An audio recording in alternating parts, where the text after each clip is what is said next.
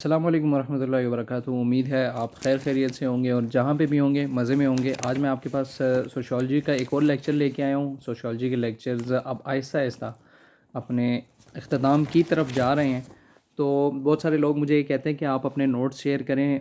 मैं नोट्स ज़रूर शेयर कर दूँ, लेकिन वो आपके किसी भी काम के नहीं है। आप अपने नोट्स खुद बनाया करें और ये मैं काफ़ी वीडियोज़ में बात कर भी चुका हूँ कि आपके अपने नोट्स ही हमेशा काम आएंगे आपके। शॉर्ट नोट्स बनाया करें, बहुत ज़्यादा कहानियाँ ना लिखा करें, उसके अंदर टू द पॉइंट रहा करें। और क्योंकि at the end of the day this exam is about your critical analysis and all that matters is if you seem rational and sensible. तो आज का जो टॉपिक है लेक्चर का वो है एजेंट्स ऑफ सोशलाइजेशन। और आप इसको ऐसे भी बोल सकते हैं कि ऐसी कौन से एजेंट्स हैं जिनकी वजह से जो है आप सोशलाइज हो सकते हैं और सोसाइटी का हिस्सा बन सकते हैं। ठीक है। लेक्चर में आगे बढ़ने से पहले अगर आपको मेरे इन लेक्चर से थोड़ा सा भी फ़ायदा हो रहा है तो बस सिर्फ दो में याद रखिएगा, और साथ में ये लेक्चर अपने दोस्तों में जो जो भी तैयारियां कर रहे हैं पेपर की, उनको आप शेयर कर दें, क्योंकि नॉलेज जो है ये जितना फैलाया जाए उतना ज़्यादा बढ़ता है। तो आज का लेक्चर शुरू करते हैं। एजेंट्स ऑफ सोशलाइजेशन बहुत इजी टॉपिक है, लेकिन आपको पता होना चाहिए और आपने इस टर्मिनोलॉजी को यूज़ भी करना है। ठीक है। एजेंट्स ऑफ सोशलाइजेशन जो है बेसिकली आपके 5 से 6 होते हैं, जिसके अंदर आपकी जो फैमिली है, ठीक है, वो एक बहुत सबसे बेसिक पार्ट अदा करती है। प्राइमरी जो आपकी सोशलाइजेशन का वो एक बेसिकली हिस्सा बनती है। सबसे पहले आपकी जो गोल्स होते हैं वो भी आपकी फैमिली ही सेट करती है। और आप अगर फ़र्ज़ करें आप किसी मिडिल क्लास या गरीब फैमिली से हैं और आप कुछ लाइफ में कुछ बड़ा अचीव कर लेते हैं, तो actually you are bouncing back to the background of your family and you are achieving something higher in fact. तो गोल सेटिंग जो होती है ये भी आपकी फैमिली से होती है। उसके अलावा इनफॉर्मल एक इंस्टीट्यूशन जो है वो फैमिली है। मतलब जूँ तू के जैसे मर्ज़ी आप अच्छे स्कूल में पढ़ें, लेकिन जो आपकी फैमिली है वो एक आपका इनफॉर्मल इंस्टीट्यूशन होता है। और बच्चा जो है उसकी मिसाल एक खाली गिलास की होती है, बिल्कुल खाली होता है, उसके अंदर आप जिस रंग का पानी भरेंगे वो बिल्कुल वैसा ही बन जाएगा। तो फैमिली जो होती है ये आपकी इनफॉर्मल इंस्टीट्यूशन होती है, और किसी न किसी तरीके से आप कुछ ना कुछ सीख रहे होते हैं, अपनी फैमिली से अडॉप्ट कर रहे होते हैं। इसी तरह जो नेक्स्ट बात है वो ये है कि आपका जो बेसिकली बैकग्राउंड है फैमिली का, वो क्यों मैटर करता है। वो इसलिए मैटर करता है कि बेसिकली फैमिली जो है ये आपकी एक बहुत बड़ा, कह सकते हैं कि प्राइमरी एजेंट है सोशलाइजेशन का। फर्स्ट। सेकंड जो एजेंट है वो आपका नेबरहुड है।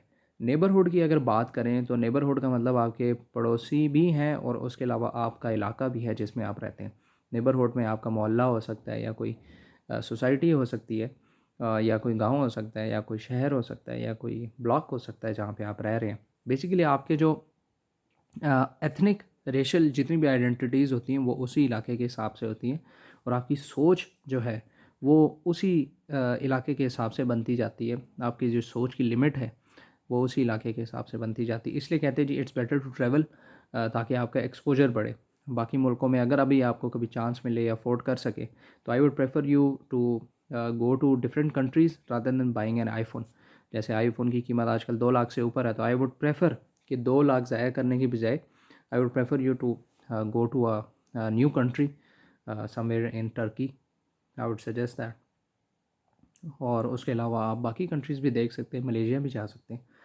तो 15 दिन बेहतरीन आपकी एक लाइफ टाइम एक्सपीरियंस बन जाएगा, बजाय कि आप एक कंपनी को बिला वजह पे एक प्रॉफिट दें। अपनी लाइफ अपने आप को डेवलप करने की कोशिश करें। अच्छा जी, ये तो आपकी जो प्राइमरी सोशलाइजेशन के जो एजेंट थे वो मैंने आपको बताई, जो कि फ़र्स्ट नंबर पे फैमिली था और दूसरे नंबर पे नेबरहुड था। थर्ड नंबर पे जो अब आप आपका जो सेकेंडरी सोशलाइजेशन के एजेंट्स आते हैं, बेसिकली 2 किस्म के एजेंट्स होते हैं, प्राइमरी और सेकेंडरी। प्राइमरी मैंने आपको बता दी है, फैमिली और नेबरहुड है। सेकेंडरी जो है ये बहुत बेसिकली हम सेकेंडरी जो सोशलाइजेशन के एजेंट्स हैं उनको प्राइमरी समझ रहे होते हैं, एक्चुअली वो सेकेंडरी होते हैं। लेकिन उनका आपकी बच्चों की परवरिश पे, आपकी अपनी परवरिश पे, आपकी पर्सनैलिटी पे बहुत बड़ा हाथ होता है। एक्चुअली अगर आप अपने दिमाग की मिसाल लें तो इट इज़ वेरी सिंपल कि आप बेसिकली जो भी देखते हैं, जो भी सुनते हैं, आप अगर ना चाहते हुए भी उसको ना भी सुनना चाहिए, आपको पसंद ना भी हो, तो वो आपके लाशऊर में आपके सबकॉन्शियस के अंदर वो जा रहा होता है किसी न किसी तरीके से। ठीक है। और आपकी वो इन्फॉर्मेशन का एक हिस्सा बन रहा होता है। तो होता क्या है कि जब आपके पास कोई चीज़ों की चॉइस करने के लिए आपके पास ज़िंदगी में कोई मौका आता है जिसमें आपने चॉइस करनी होती है, तो चॉइसेस जो हैं आपकी तभी बढ़ती हैं जब आपके लाशऊर के अंदर इंफॉर्मेशन हो। ठीक है, जब आपके पास इंफॉर्मेशन ही ना हो तो आपके पास एक ही चॉइस बनती है। तो इसीलिए कहते हैं कि जी कि अपनी सोहबत जो है और आप अपना वक्त कहाँ लगा रहे हैं, बहुत बहुत बहुत कीमती है। कि आपका जो ये वक्त है ये बहुत कीमती है।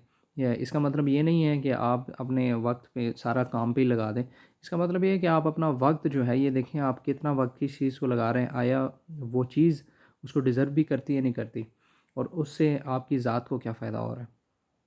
ठीक है, किसी की ज़ात को क्या फ़ायदा हो रहा है, या अगर किसी की ज़ात को आप फ़ायदा दे भी रहे हैं तो आया वो जो बंदा है, ठीक है, वो डिज़र्व करता भी नहीं करता। तो इसलिए जो सेकेंडरी सोशलाइजेशन के जो एजेंट्स हैं वो अब इन तमाम बातों में, जो मैंने पिछली बातें की हैं, इन तमाम के अंदर आएंगे। सबसे पहले नंबर पे आपका स्कूल है, कॉलेज है, यूनिवर्सिटी है।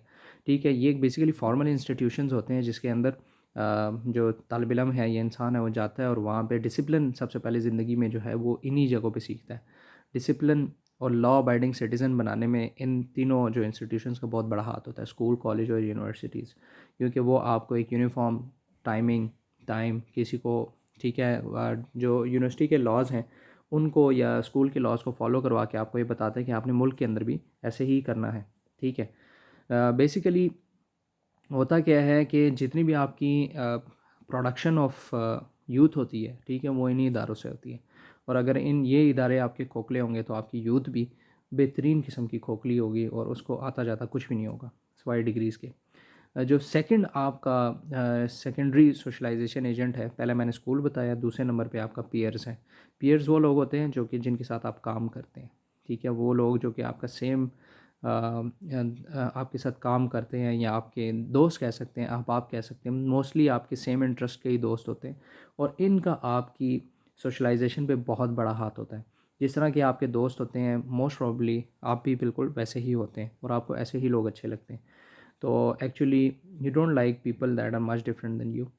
और रिलीजन की अगर बात करें तो वो आपका थर्ड सोशलाइजेशन एजेंट है। बेसिकली ये जो हर एजेंट है ये आपकी सोशलाइजेशन पे, ये मैं पहले भी बात कर चुका हूँ। सोशलाइजेशन जो है बेसिकली आपकी वो एबिलिटी है कि जिसकी वजह से आप जो है सोसाइटी का एक हिस्सा बन रहे होते हैं। तो ये एबिलिटी जो है आपकी रिलीजन से भी बहुत बड़ी, रिलीजन भी बहुत बड़ा हाथ रखता है कि आपका रिलीजन क्या है। फ्रॉम बर्थ टू डेथ, अजान से लेकर, पहली अजान से लेकर आखिरी जनाजे तक जो है आप एक रिलीजन को फॉलो करते हैं। ठीक है, और उसके अलावा अगर आप हिंदू मज़हब की बात करें तो उसके अंदर नाम तक जो है, और इस्लामिक मज़हब में भी नाम तक जो है आपके रिलीजन के हिसाब से रखे जाते हैं।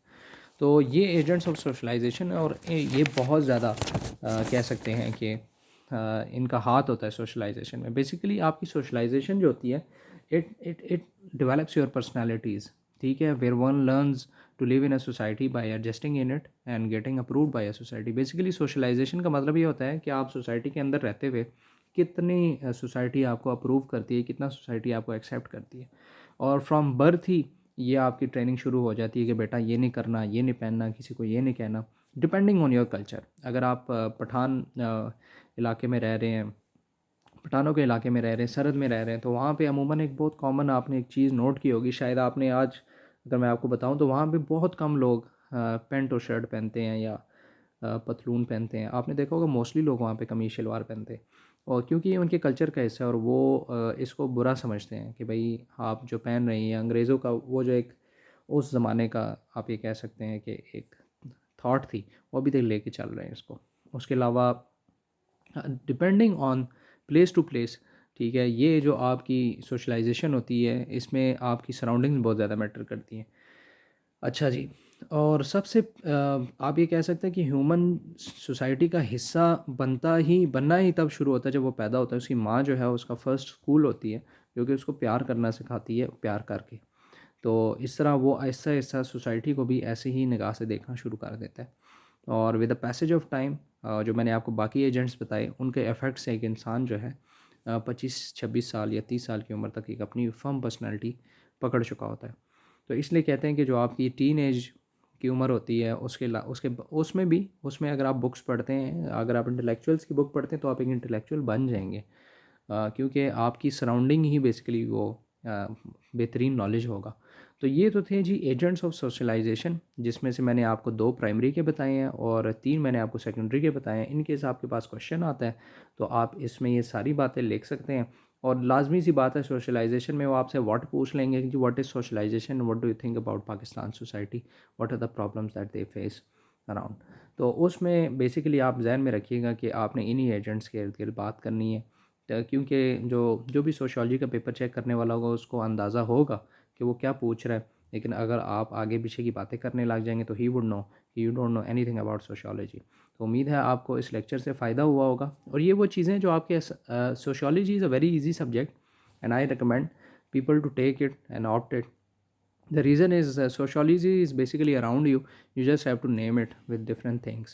आपने जो मैंने बातें आपको जितनी बताई इसमें से कोई भी आपके लिए नई नहीं होगी, लेकिन इनके लिए हर एक के लिए कोई ना कोई नाम दे दिया गया। और उम्मीद है आपको इस लेक्चर से कोई ना कोई फ़ायदा हुआ होगा। और अगर तो फ़ायदा हुआ हो तो बस दुआओं में याद रखिएगा, ठीक है। और कमेंट्स में बताइए कि आपको जो है इस लेक्चर में कौन सी ऐसी चीज़ है जो कि आपको अच्छी लगी। तो मिलते हैं अगले लेक्चर में। अल्लाह हाफ़िज़।